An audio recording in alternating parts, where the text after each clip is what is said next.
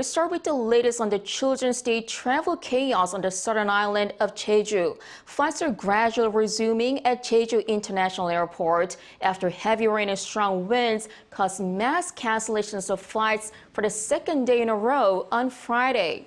Airport officials say that as of 2 p.m., more than 40 flights have taken off and landed, while some 200 flights are still grounded.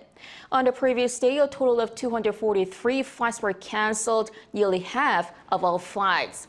The delays have left nearly 10,000 travelers stranded on the island, including some 6,000 students who are on school trips.